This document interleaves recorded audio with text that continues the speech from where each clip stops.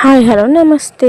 ఈరోజైతే day 2 of శివాభిషేకం అనమాట. శివుడిని నమ్ముకున్న వాళ్ళు ఎవరైనా సరే వాళ్ళని ఇంకెవరైనా వాళ్ళ కారణం లేకుండా వాళ్ళని ఇబ్బంది పెట్టినా బాధ పెట్టినా వాళ్ళు వదిలేయండి, వాళ్ళ పాపన వాళ్ళే పోతారని వదిలేయండి. ఎందుకంటే శివుడి వాళ్ళ భక్తులని ఎవరైనా ఇబ్బంది పెడితే ఆయన చూస్తూ ఊరుకోడు అనమాట. వాళ్ళని ఖచ్చితంగా శిక్షిస్తాడు.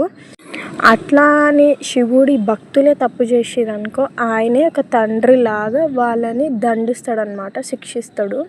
నేనైతే శివయ్యని బాగా నమ్మడం స్టార్ట్ చేసి ఒక 4 to 5 years అయి ఉండొచ్చు. అంతకుముందు దాకా నేను జనరల్గా అందరు దేవుళ్ళకి పూజించేదాన్ని. కానీ శివుడు అనేది ఒక 3-4 years నుంచి అయితే నాకు బాగా కనెక్ట్ అయిందనమాట.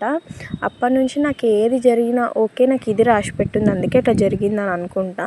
ఇప్పుడు నేను ఇదంతా చెప్పినందుకు మీరు అనుకోవచ్చు, అక్కే దండం పెట్టుకుంటే చేసేసినట్టుండు శివుడు, అందుకే అక్క దండం పెట్టుకోమంటుందని. అట్లా ఏం లేదండి. నాకు కూడా కొన్ని జరిగినాయి, కొన్ని నేను అనుకునేవి కూడా జరగలేదు. కానీ అంతా ఆయన కృపే అనుకోవడం అంతే.